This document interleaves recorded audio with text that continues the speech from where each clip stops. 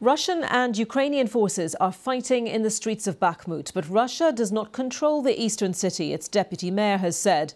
Alexander Marchenko has told the BBC that not a single building had remained untouched and that the city is almost destroyed. Bakhmut has seen months of fighting and is now almost totally encircled by Russian forces. Well, a little earlier, I spoke to our diplomatic correspondent James Landale in Kyiv, and I began by asking him about the relative positions of the Russian and Ukrainian forces in and around the city. The fighting is fierce, the fighting is hard. Overnight, President Zelensky said that it was the toughest of battles that was both painful and challenging. There are reports of the Russian forces are continuing to make very small incremental gains.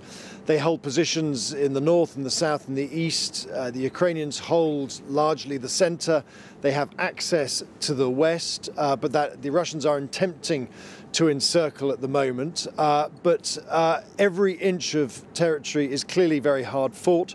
British military officials say that they've had reports that, in some occasions, Russian forces have been making assaults on Ukrainian positions, armed solely with their firearms and their spades, which Russian forces have traditionally also used in the equivalent way that a bayonet will be used by other forces. In other words, an indication of just how close the combat is on the ground in this battle that is now the longest battle in this war so far. This has been going on now in Bakhmut for well over 6 months now. And just remind our viewers, James, if you would, about the significance of this location. Is it hugely strategically important, or is this now almost about symbolism, given that it's been going on for so long? It is a battle of wills between the Ukrainians and the Russians. Yes, it's a battle of wills, but there are also different motivations on both sides. Russia has clearly chosen Bakhmut to be a place where it wants to focus its forces.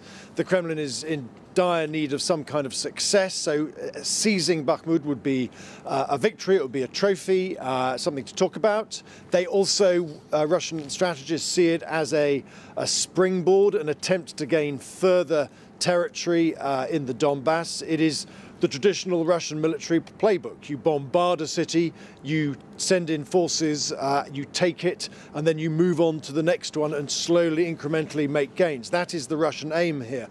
But many thousands of Russians are dying, and that is Ukraine's aim. Ukraine's aim is to defend here and degrade Russia's military capability.